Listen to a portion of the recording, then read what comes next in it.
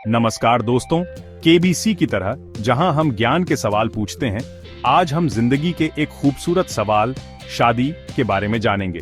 शादी हर संस्कृति में खास होती है, लेकिन दुनिया भर में कुछ शादियों में ऐसी परंपराएं निभाई जाती हैं जो आपको चौंका सकती हैं, हंसा सकती है और शायद सोचने पर मजबूर भी कर सकती है।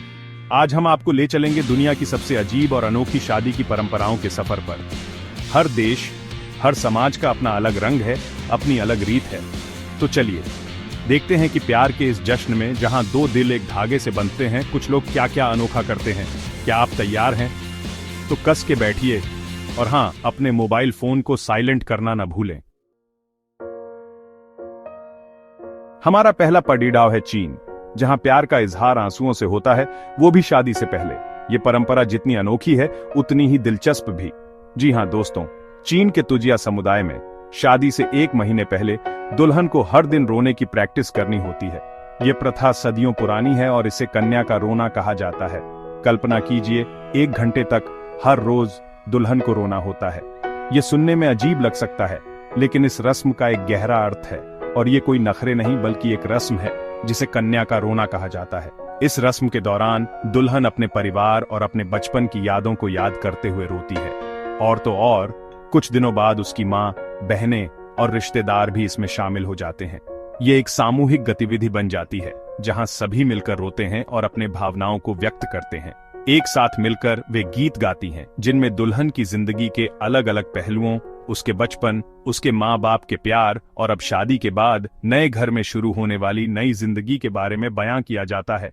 यह गीत और रोना एक तरह से दुल्हन के जीवन के विभिन्न चरणों का प्रतीक है। लेकिन सवाल ये है कि रोना जरूरी क्यों है? क्या यह सिर्फ एक परंपरा है या इसके पीछे कोई और कारण है? दरअसल ऐसा माना जाता है कि यह परंपरा खुशहाल शादीशुदा जीवन के लिए सौभाग्य लाती है।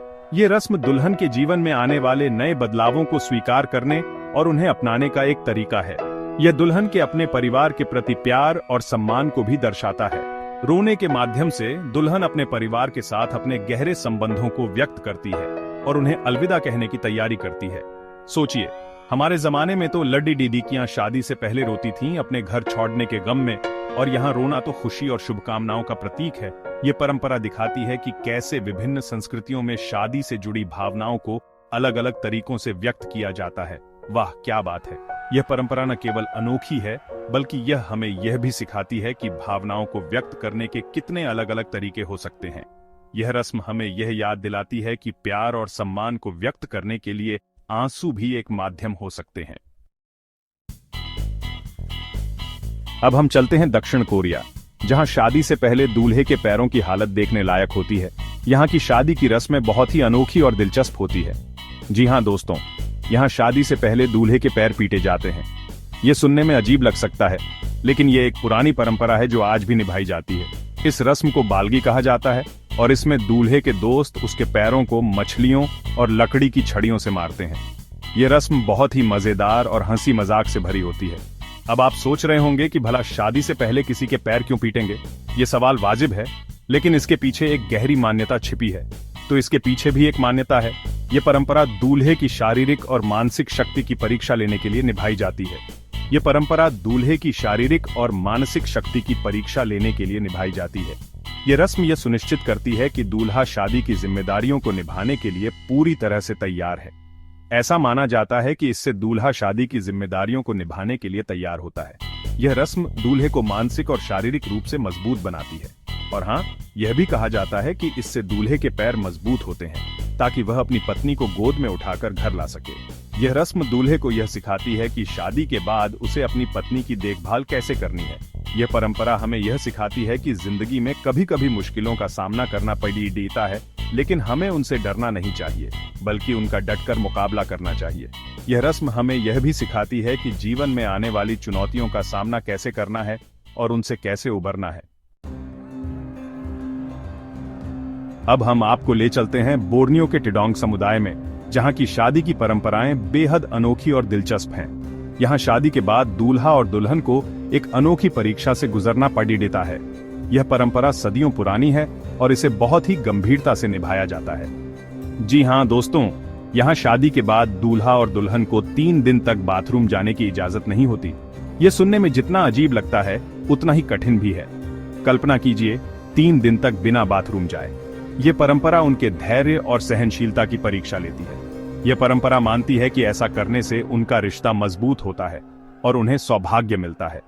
यह उनके आपसी विश्वास और समझ को भी बढ़ाता है। इस दौरान दूल्हा और दुल्हन को बहुत कम खाना पीना दिया जाता है ताकि उन्हें बाथरूम जाने की जरूरत ही न पड़े। यह उनके शारीरिक और मानसिक धैर्य की परीक्षा होती है ताकि उन्हें बाथरूम जाने की जरूरत ही न पड़े। यह परंपरा उनके संयम और आत्मनियंत्रण को भी दर्शाती है और अगर उन्हें जरूरत पड़ती है तो उनके परिवार वाले उन पर कड़ी निगरानी रखते हैं, यह सुनिश्चित करने के लिए कि वे इस परंपरा का पालन कर रहे हैं। यह परंपरा हमें यह सिखाती है कि शादी के बाद दूल्हा और दुल्हन को हर मुश्किल का सामना एक दूसरे का साथ देकर करना चाहिए। यह उनके रिश्ते को और भी मजबूत बनाता है और हाँ, यह भी सिखाती है कि शादी के बाद पति पत्नी को अपनी नई जिंदगी में धैर्य रखना चाहिए। यह धैर्य और समझ ही उनके रिश्ते की नींव होती है जो उन्हें जीवन भर साथ रहने में मदद करती है। चैप्टर 4। अब हम आते हैं रोमानिया, जहां शादी में थोड़ा एक्शन और थ्रिल देखने को मिलता है। यहाँ की एक परंपरा है दुल्हन का अपहरण। जी हां दोस्तों, आपने सही सुना। शादी के दौरान दुल्हन के दोस्त उसे ले जाकर छिपा देते हैं और दूल्हे को उसे ढूंढने के लिए चुनौती पूरी करनी होती है। दूल्हे को अपनी दुल्हन को ढूंढने के लिए तरह तरह के कार्य करने पड़ते हैं, जैसे कि गाना गाना, नाचना या फिर पैसे देना। और अगर वह अपनी दुल्हन को नहीं ढूंढ पाता है तो उसे जुर्माना भी देना पड़ सकता है। यह परंपरा शादी में मस्ती और रोमांच का तड़का लगाने के लिए निभाई जाती है। यह दूल्हे को यह भी दिखाता है कि उसे अपनी दुल्हन को पाने के लिए कितनी मेहनत करनी पड़ सकती है। चैप्टर 5। अब हम आपको ले चलते हैं केन्या के मासाई समुदाय में, जहां शादी में आशीर्वाद देने का तरीका थोड़ा अलग है। यहाँ दुल्हन के पिता उसे आशीर्वाद देने के लिए उसके सिर और छाती पर थूकते हैं। जी हाँ दोस्तों, आपने बिल्कुल सही सुना। हालांकि यह परंपरा हमें अजीब लग सकती है, लेकिन मासाई समुदाय में यह शुभ मानी जाती है। ऐसा माना जाता है कि पिता के थूक में आशीर्वाद होता है जो दुल्हन को बुरी नजर से बचाता है और उसे एक सुखी और समृद्ध जीवन देता है। यह परंपरा हमें यह सिखाती है कि हर संस्कृति की अपनी मान्यताएं होती हैं और हमें उनका सम्मान करना चाहिए। चैप्टर 6। अब हम वापस आते हैं अपने प्यारे भारत, जहां शादी का मतलब है रंग, रौनक और रस्में, और इन रस्मों में से एक है जूते चुराई। जी हां दोस्तों, ये परंपरा तो आप सब जानते होंगे। शादी के दिन जब दूल्हा मंडप में प्रवेश करता है तो दुल्हन की बहनें और सहेलियां चुपके से उसके जूते चुरा लेती हैं और फिर शुरू होता है मोलभाव। दूल्हे को अपने जूते वापस पाने के लिए दुल्हन की बहनों को पैसे देने पड़ते हैं। कभी कभी तो यह मोलभाव इतना ज्यादा हो जाता है कि दूल्हे के परिवार वालों को भी इसमें कूदना पड़ जाता है। यह परंपरा शादी में हंसी खुशी का तड़ाका लगाने के लिए निभाई जाती है। ये दूल्हे और दुल्हन के परिवार वालों को भी एक दूसरे के करीब लाती है। चैप्टर 7। आखिर में हम चलते हैं स्कॉटलैंड, जहां शादी से पहले दूल्हा और दुल्हन को एक अजीबोगरीब तरीके से तैयार किया जाता है। इस रस्म को ब्लैकनिंग कहा जाता है और इसमें दूल्हा और दुल्हन को उनके दोस्तों और परिवार द्वारा गंदे पदार्थों जैसे कीचड़, खराब खाना, पंख और अंडों से ढक दिया जाता है। कल्पना कीजिए, शादी से पहले दूल्हा और दुल्हन को इस हालत में देखकर उनके दिल पर क्या बीतती होगी। लेकिन इसके पीछे भी एक विचार है। यह परंपरा दूल्हा और दुल्हन को यह सिखाती है कि शादीशुदा जीवन में उन्हें कई तरह की मुश्किलों का सामना करना पड़ेगा और उन्हें उन मुश्किलों के लिए तैयार रहना चाहिए। यह भी कहा जाता है कि इस रस्म को निभाने से बुरी आत्माएं दूर रहती हैं और दूल्हा और दुल्हन को नजर नहीं लगती।